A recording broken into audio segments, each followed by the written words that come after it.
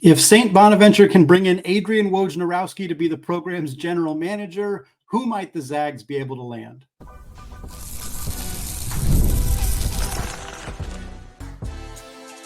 You are Locked On Zags, your daily podcast on the Gonzaga Bulldogs. Part of the Locked On Podcast Network, your team every day. What is going on, y'all? Happy Monday, and welcome into the Locked On Zags podcast, part of the Locked On Podcast Network, your team every day. I'm your host and longtime Gonzaga podcaster, Andy Patton, here to bring you news and updates on all things Zag athletics. Today's episode of Locked On Zags is brought to you by GameTime. Folks, download the GameTime app, create an account, and use code LOCKEDONCollege, and you'll get $20 off your first purchase. Today is a slightly delayed Mailbag Monday episode here. We are 6 weeks away officially from the start of the college basketball season, which for Gonzaga means a date against Scott Drew and the Baylor Bears at the Spokane Arena on November 4th. Incredibly excited for that game, and we are going to talk a little bit more about that matchup, including the potential for that game to be on ESPN, whether it's going to end up on CBS, lots of different conversations about that, because it's Mailbag Monday. We got a handful of questions here, some fantastic thoughts here from y'all. As a reminder, if you want to get involved in Mailbag Monday, the easiest way to do so is to join the Locked On Zags Discord community. It is free to join. There's a link in the show notes on both audio and video platforms. Again, completely free. Click the link, come hang out. We're talking all sorts of Gonzaga stuff. We got conversations on the women's team, on the pro Zags, on the Zags baseball team, general college basketball, all sorts of fantastic stuff. If you don't want to join the Discord, but you do want to get a mailbag question asked, you can always email me, andypatton013@gmail.com, to get your question answered that way. All right, this first question here comes from Joe Braden via Gmail. Joe says, which college basketball personality would make for a great Gonzaga general manager? Yeah, this is a really fun question off of the heels of the story that I referenced at the very beginning of the show. Adrian Wojnarowski, longtime ESPN NBA insider, one of the newsbreakers, along with Shams Charania of The Athletic, out there breaking news during the NBA draft, all sorts of fun stuff there. Woj has stepped away from his role at ESPN to become the general manager of the St. Bonaventure Bonnies in the Atlantic 10 Conference. Woj is an alumni of St. Bonaventure, has been a longtime fan of the basketball program. In fact, credits St. Bonaventure basketball with getting him into wanting to work on the sports journalism, basketball journalism side of things. So his career and everything that has happened, really kind of he can credit to St. Bonaventure. So he wanted to give back and stepped away from his role to step into this general manager role, one of two teams not at the power level that has hired a general manager. Isaac and I spoke about this on Locked On College Basketball last week, for those of you who missed it. We're of the belief that by 26, 27, somewhere in there, basically every power team is going to have hired a general manager. It just seems like we're moving in the direction where that's going to become a more prominent position for football and men's basketball programs across the country, navigating the transfer portal, navigating alumni relations, helping to ensure you can keep your players. It's just a lot for head coaches and the few assistant coaches that they have to be able to manage year in and year out. And so I think we are going to see this become more of a common thing. In terms of who Gonzaga could hire for it, if we're talking like college media personalities, the same way that Adrian Wojnarowski is, like, the obvious answer would be Sean Farnham. I don't think Sean Farnham's leaving ESPN to come be the general manager at Gonzaga. He's not an alumni of Gonzaga. He is actually a UCLA alumni, but he's an outspoken advocate of the Gonzaga basketball program. He's an ally for Mark Few. He talks up the Zags at every opportunity that he gets. He's closely connected to the Spokane community with his work through Coaches vs. Cancer and his work at the Davenport Hotel, doing charity events there, meeting with fans, the Farnham Flatbread, all that good stuff. Absolutely would be Sean Farnham. Obviously, some other semi-realistic options here. Dan Dickow, if he wanted to step away from the media side of things. He's currently a broadcaster, of course, as well as a podcaster with the Sports Illustrated Gonzaga Nation site. As an alumni, as a former NBA player, as somebody who's very plugged into the current college basketball space and the Gonzaga community, he would be a very strong resource in that general manager role. Again, if you wanted to do it, it's not an easy role. It's a ton of research, a ton of looking into transfers, kind of knowing what the staff wants and trying to anticipate and meet their needs. It's not an easy job, but I think a job that somebody like Dan could do, somebody like Sean could do. Matt Santangelo was/is the person who's running the NIL collective for Gonzaga. So that's another role where I could see him kind of stepping into more of an intentional role with the actual Gonzaga coaching staff if he wanted to. But I don't know if it's actually going to be somebody who is an alumni or a former player or a media personality. I think there's reasons that somebody in those roles might make some sense, but I don't think that it's a foregone conclusion that Gonzaga would hire somebody with that kind of previous connection to the school. If they hired somebody who they just thought is really good at doing the kind of deep dive and research and collaboration that this position would require, they would look into hiring that person, even if they don't necessarily have that kind of outward facing connection to the program. But again, at this point, it's just speculation. We don't know how seriously Gonzaga is considering even filling a general manager role for the staff. But if I was a betting man, I would be expecting that they'll have a GM on staff within the next couple of years, along with many other programs at the Power Five or many other programs in college basketball at the level that Gonzaga's at. Next question here comes from Jeff via Gmail. Jeff says, if Gonzaga were to bring back football, Title IX requirements would mean Gonzaga would also have to expand existing women's teams and or add additional women's teams for at least 60 to 65 athletes. So let's hypothetically say Gonzaga does add a football team. Which women's sports would you expand or add to comply with Title IX requirements?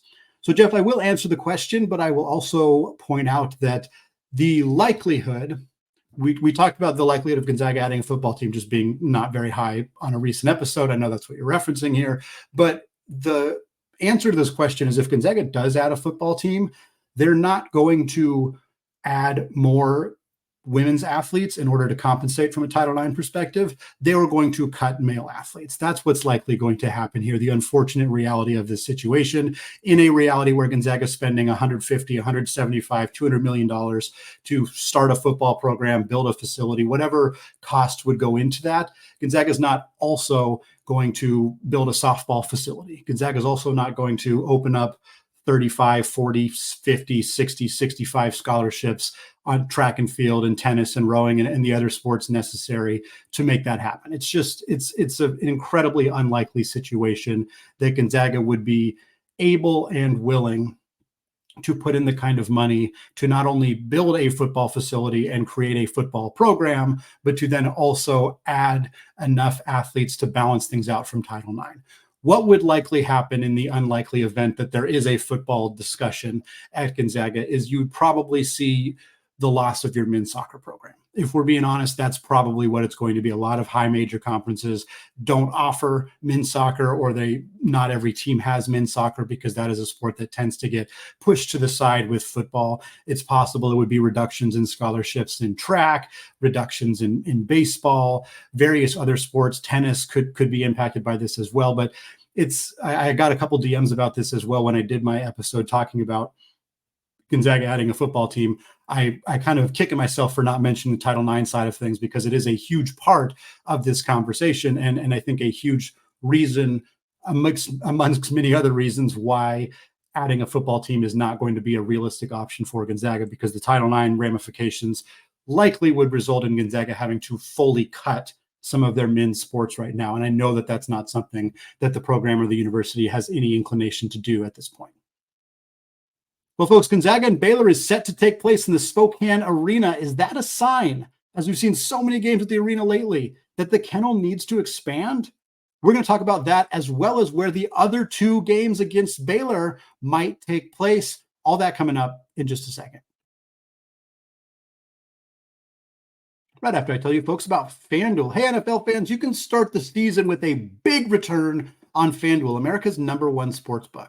When you get a hunch in the middle of a game, you can also check out the latest stats, view live play-by-play, and so much more on the same page where you place your bets. You'll get started with $200 in bonus bets guaranteed when you place your first $5 bet. We're talking Zags and Baylor here coming up. Both teams have the same odds to win the 2025 National Championship. Fourth best odds at FanDuel right now, plus 2,000 for each of those programs. If you're feeling like it's Gonzaga's year, if you're feeling like it's Baylor's year again, either way, go to FanDuel.com, throw down $5, you get $200 in bonus bets, whether you win or lose. So So check it out at FanDuel.com, America's #1 sportsbook.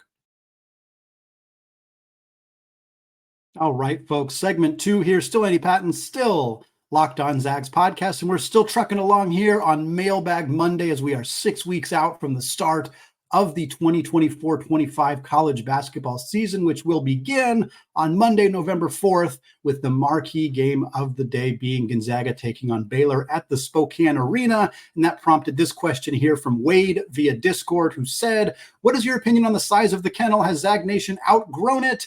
And is it time to expand? We are seeing more and more games at the Spokane Arena. So the Spokane Arena aspect of things, in my mind at least, is kind of works in opposition of this idea. The fact that the Spokane Arena exists and is relatively easy for Gonzaga to utilize kind of means I don't think Gonzaga needs to expand the Kennel, if that makes sense. Because teams that are willing to play Gonzaga, very few of them are actually willing to play Gonzaga at home. We have long struggled to see true home-and-home series against marquee opponents. Chris Beard in Texas were willing to come to Spokane and play at the McCarthey Athletic Center. Roy Williams in North Carolina were. But outside of that, it has been tricky to get high-profile teams. Michigan State did it over a decade ago when Draymond Green was there. But for the most part, that has been a tricky endeavor for Gonzaga. And right now, the way that the net rankings and the way that just the committee chooses which teams make the NCAA tournament and seeding, you're not seeing teams get rewarded as much for playing true road games. And if you just look at the trend for high-profile programs, they're playing a lot less true road games in non-conference slates. So I don't think Gonzaga expanding the Kennel is going to lead to more teams playing in Spokane. I think if that's not going to be the reality, then I don't see a strong need to expand the Kennel. Occasionally, you'll get teams that want to play in Spokane or that are willing to play in Spokane as long as Gonzaga is willing to play them at a pseudo-neutral site, maybe in their home city or close by, as we've seen in the past. And in those situations, yes, I could see why you'd want to have that game at the Kennel, but I still don't think those teams are going to be willing to play if the Kennel goes from 6,000 to 8,000 or 6,000 to 10,000, especially as long as the Spokane Arena, which I believe is 12,000, is still right there. The Kennel's not going to expand past 12,000. It's not an option. Like, you'd have to do a full rebuild, and they're not going to do that.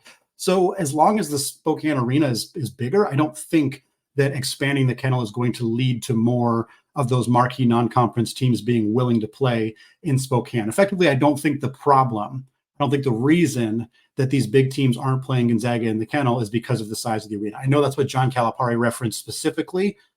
And maybe if the Kennel was closer to 10,000, maybe they would have been willing to play there. But I don't think it's the root cause of the issue. Having said all of that, you'll notice I haven't actually given a very firm answer to this question yet. The Zags have got to get to that point. I think they're pretty close.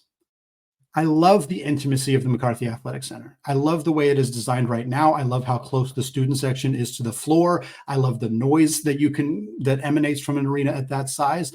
But if the Zags are serious about the Big 12 or the Big East or even the Pac-12, which we'll talk more about later in the show, at some point, I think there is going to need to be expansion. At the least, you're going to need to get to 10,000. And unfortunately, I'm not somebody in building design. This is not an area of strength for me whatsoever. I also haven't been to McCarthey in a while, but I don't see a reasonable way to expand the seating without making widespread changes to that arena. That may be something that's coming down the line. I'd be shocked if it's not somewhere on the list, the to-do list for Gonzaga's university advancement and just in general, their kind of plans for moving forward with the school. The Pac-12 may say, hey, we want to add you. We'd love for your arena to hold 12 or 15 or something like that. The Big 12 may already have that as something that they're wanting Gonzaga to do if they ever are going to include them in expansion. So I do think ultimately it probably needs to be on the list, and it probably needs to be fairly high on the list, as much as I love the arena at its current size. But I don't think that the non-conference games that are happening at the Spokane Arena is necessarily going to change dramatically if Gonzaga's arena is bigger, if that makes sense. Next question here comes from Jeff via Gmail. Jeff says, we know Gonzaga Baylor will be playing neutral court games 3 years in a row, but locations for the other two games have not been announced. The battle in Seattle has games set against Kentucky in 24 and UCLA in 25, but no one yet for 26. So what are the chances Gonzaga Baylor could be the battle in Seattle in December 2026, with the 2025 game being played in Dallas, Kansas City, Mexico City, somewhere like that? And if Gonzaga does play Baylor in the 2026 battle in Seattle, that would make for a 5-year run of games in Seattle that includes Alabama, UConn, Kentucky, UCLA, and maybe Baylor. Yeah, I think Gonzaga is going to discuss hosting Baylor at the Climate Pledge Arena in 2026, but ultimately, I don't think it's going to happen. You have 3 games between Gonzaga and Baylor. The only one set so far is Baylor playing Gonzaga at the Spokane Arena. My hunch is the other 2 games, one of them will be a true neutral, not anywhere near Spokane or Waco, Texas. That game might be in Las Vegas. That game might be in Mexico City if they try to do that again. We know that they did try to make that work for this last game. It ultimately didn't come together, but perhaps more time planning could get a game in Mexico City. My guess is that's what they're going to try to do. And then the third game will be a neutral that is very close to Waco. Scott Drew, it took some stones for him to be willing to say at a last minute, making a scheduling change and saying, fine, we'll play your team on a neutral court in Spokane. Huge hats off to Scott Drew for being willing to do that. Honestly, that is a tremendous game for Gonzaga. But I also suspect that part of that agreement was that the other 2 games, one of them would be probably in Dallas, is my guess here. Dallas, maybe San Antonio, maybe Austin, if there's a place to play there that that maybe I'm not thinking of. I'm not super familiar with all the venues in that area, but my guess is that your other neutral site game is going to be very, very close to Waco, Texas, whereas the other one's going to be somewhere that truly is neutral. If they can't make Mexico City work, if they can't make Las Vegas work, they look at the Sanford Pentagon again. They look at somewhere in California, which is maybe a slight advantage for Gonzaga, but still not super close. That's kind of my guess. I think Scott Drew's probably going to say no to Seattle. That doesn't mean I don't think Gonzaga will fill that game in 2026. I think there's a reasonable chance that we'll see another marquee game at the Climate Pledge Arena. Teams really seem to like to play there. Gonzaga wants to play there once a year. Why wouldn't they? It makes a ton of sense to continue to do so. So for me, don't be surprised if this stretch continues. It may not be Baylor in 2026, but maybe it's Arkansas. Mark Few, John Calipari love to play each other. Maybe they get that on this calendar. Maybe it's Creighton. Maybe it's Duke or Carolina.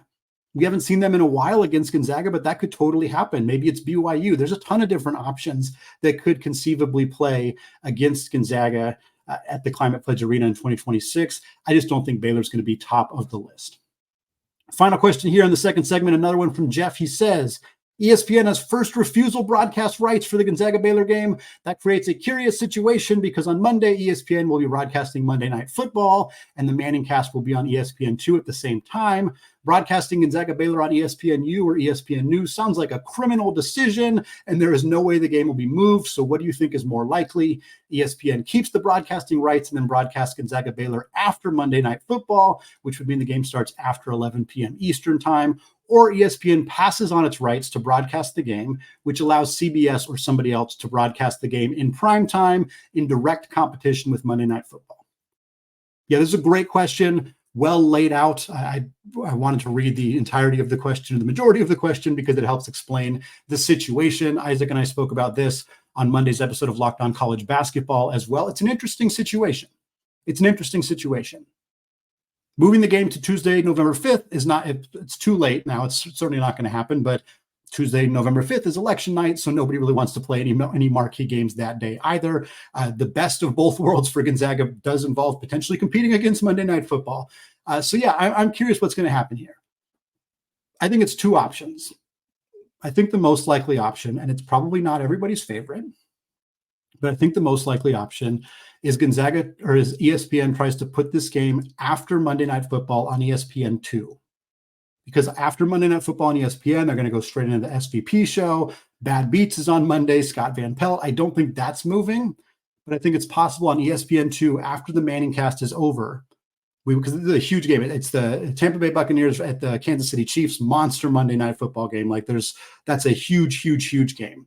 So I could see ESPN2 hosting the Gonzaga Baylor game after Monday Night Football. You're probably talking about an 8 p.m., 8:30 p.m. tip West Coast time. So 10:30 p.m. for the folks in Waco, Texas. And again, 11 or 11:30 on the East Coast. It's not great.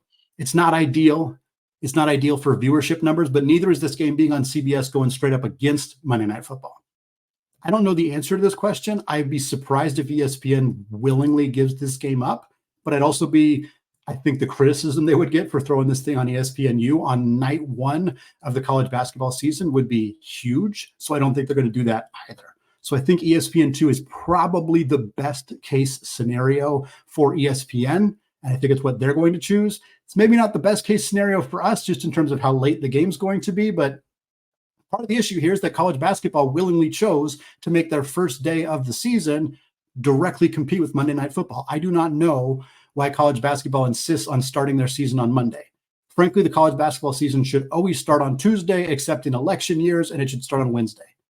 I don't see why you start. We've criticized college basketball for not having marquee games on the first day of the season. And then the year that they finally do have some marquee games on the first day of the season, they're competing with Monday Night Football. Why? Why set yourself up for, I don't want to say failure, but not set yourself up for as much success as you could? Obviously, I'm not blaming Gonzaga and Baylor for this. They didn't choose the days that the season started, but I think that this is a mistake for college basketball. And I think if they were willing to start their season a few days later, it might result in more people watching the first part of the season, which could be good for the sport long term. Well, moving on, final segment, continuing Mailbag Monday here. Does the Pac-12 need to add Gonzaga? We're going to discuss conference expansion and more, all coming up in just a second. But first, folks, let's talk about Game Time, because going to live events is the best. Whether it's music, theater, comedy, and now sports are finally coming back. College football is here, like we've been saying, 6 weeks away from the start of the college basketball season. I am looking forward to making a ton of new memories, hopefully hanging out with some of y'all out at some basketball games this season. And great news, when you're getting tickets for this year, Game Time has a new feature called Game Time Picks that makes getting tickets for your favorite live events even easier. Game Time Picks filters out the fluff to show you only incredible deals on great seats, so you don't have to waste time searching through thousands of tickets. And right now, we talked about the battle in Seattle earlier. Tickets for Gonzaga versus Kentucky, you can get them for $58 on Game Time. They're super deal, $140 tickets, and they're just a few rows up from the baseline. You're going to see exactly how big Graham Ike is, how big Kentucky's new big guys are. You're going to see how big Mark Pope, who's 6'9", is if you're in those seats on the baseline. So folks, take the guesswork out of buying tickets with Game Time. If you download the Game Time app now, you can create an account and use code LOCKEDONCollege, and you'll get $20 off your first purchase. Again, create an account, redeem code LOCKEDONCollege for $20 off. Terms do apply. Download the Game Time app today. Last minute tickets, lowest prices, guaranteed.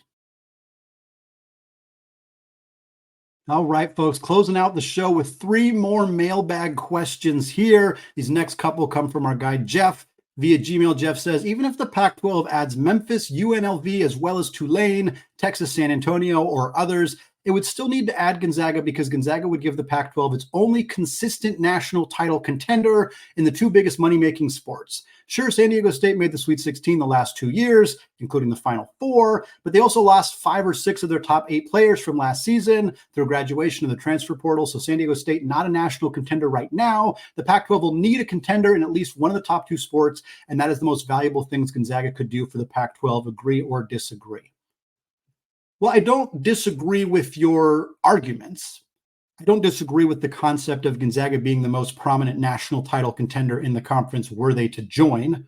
I think that I wouldn't want to be as dismissive of San Diego State. I mean, they've made the NCAA tournament championship game more recently than Gonzaga has. There's not very many teams that have made the national championship game more recently than Gonzaga, and San Diego State is one of those teams. Yes, this upcoming season, I do not expect them to be as good as they've been in the past. They lost a lot of talent. Of course, they brought in talent. They brought in some transfers.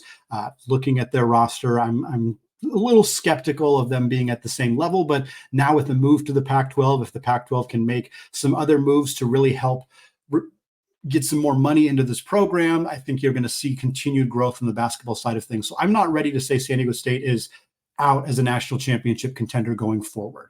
But obviously, I would agree that Gonzaga joining the conference would be their most prominent national title contender between football and men's basketball. We'll see if Boise State can kind of stay at a level where they can compete legitimately as a national title contender. They're not there right now, but maybe they could get into a spot where they're in that conversation. But I think the crux of the question is, I don't think this is a particular metric that the Pac-12 cares that much about. Yes, the Pac-12 wants to win national championships. Yes, the Pac-12 wants to win in football and men's basketball more than they care about winning in the other sports. No debate about that. But right now, the decisions the Pac-12 is making are prioritizing adding valuable media markets in order to have a lucrative product for the media companies to buy into the conference. And that's not a knock on Gonzaga. In fact, I think that works in Gonzaga's favor. I'm just saying that is a much bigger priority for the Pac-12 currently than winning national championships is. The priority is getting brands that are going to entice the media markets to give them more money so they can funnel more money into their program so they can then be more successful. Spokane as a media market does not drive the needle very much for the Pac-12, but Gonzaga's TV power and brand numbers are sky high. And I think that helps them a lot. But also the Pac-12 is prioritizing football. They need to get to 8 FBS programs by 2026. That is their priority. We know they've been looking at Memphis and Tulane in the American Conference. It sounds like they're kind of making some contingency plans in case that doesn't happen. Some rumors that the buyouts for those AAC schools is really high.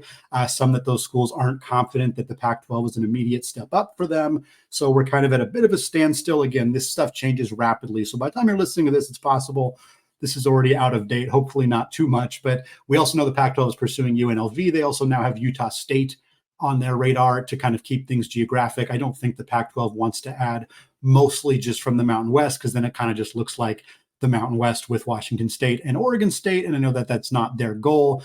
In that case, maybe Gonzaga comes in. All this to say, there's a lot of positive reasons that the Pac-12 should pursue Gonzaga. I don't think that the national championship angle is a particularly high on the radar, although I don't disagree with it with the point that it would help the Pac-12 in that regard. I do think Gonzaga would add a significant contender for a national title. I just don't think that's exactly where the Pac-12 is thinking about right now.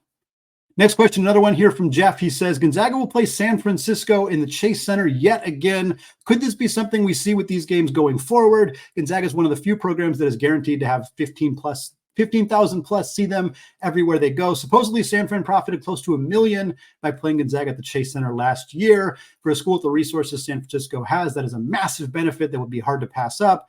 Also, have you heard if the 2025 game in the Chase Center will count as a road game for Gonzaga the same way the 2024 game did? I'm going to say yes to both. There's no reason that this game wouldn't continue to count as a true road game for Gonzaga. It did last year. They haven't changed the rules. This is going to be a true road game for Gonzaga and a true home game for San Francisco in terms of the net rankings next season. I also would assume that if this has been scheduled this way 2 years in a row, if that figure about USF getting $1 million for playing this game at the Chase Center is true, then I think this is going to continue to happen. And it's been funny. There's been a lot of outrage from Gonzaga fans seemingly on the behalf of San Francisco for playing this game at the Chase Center. I understand that it seems like San Francisco is giving up a big advantage, home court advantage, having this game in a place where there's going to be a lot of Gonzaga fans. I don't think that's wrong. I spoke with Coach Chris Gerlofson a couple of times last year on the air and off the air, and I got the impression that he sees the benefits of this game happening at the Chase Center financially, and I think recruiting. He's acknowledged that being able to sell his recruits on, hey, we're going to play Gonzaga at the, where the Golden State Warriors play, and we're going to play Memphis where the Warriors play, and so on and so forth, does help them with recruiting. It sounds like it's helping them financially as well. But I think he also is very aware that you're creating an environment where you're playing a home game against mostly fans that are following the other team. And I think that it is a catch-22, and it is probably not something that, I doubt it was his idea to play the games at the Chase Center. Let's put it that way. I think there's some people in the leadership at USF who are wanting this game to be there because of financial reasons, but sometimes that's the decision that you have to make. And I think we are going to continue to see this game happen at the Chase Center.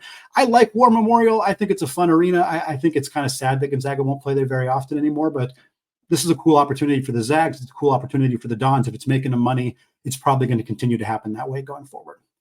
Final question of the show comes from Grand Chef Otto on Discord, who says, say the unthinkable happens and Dave Smart's Pacific Tigers go nuclear in the non-conference and beat all 3 of their Power 5 opponents. On December 3rd, assuming the above happens, what would be your updated prediction of their final result for the season? Does that change if they go undefeated in non-con in addition to beating the 3 Power 5 opponents? Yeah, so Pacific right now, very good schedule for them. Again, it's easier to schedule a quality non-conference slate when you were very bad the year before. Teams like San Francisco and Santa Clara are not going to be able to schedule teams like Arkansas or Colorado or Missouri. Those are the three Power 5 teams that Pacific is playing this year. They're all on the road. They're playing at Arkansas on the 18th of November, at Missouri on the 22nd, at Colorado on the 2nd. Here's the thing about these three teams. Arkansas is probably going to be good. Probably going to be a top 25 team. The roster that Calipari has built is great. This game is happening very early in the season for a roster of players who have almost no experience playing together. Do I think Pacific wins this game? No. But if they do, it's possible it has more to do with Arkansas not having all their ducks in a row. It's not like Calipari is unfamiliar with losing to not very good teams on his home floor. It happened at Kentucky last year. It's going to happen to him at some point at Arkansas. I don't think this Pacific team's the team to do it, but if it does, it might be more about Arkansas. Missouri went 0-18 in the SEC last year. I think they're improved this year, but they might just be bad. Colorado lost 3 guys to the NBA on a team that didn't make, or that barely made the NCAA tournament last year. Colorado might be bad too. So I think there's the part of this conversation is Pacific could beat all 3 of these teams, and it might not actually be all that impressive. They have other good games in their non-conference that are not power opponents.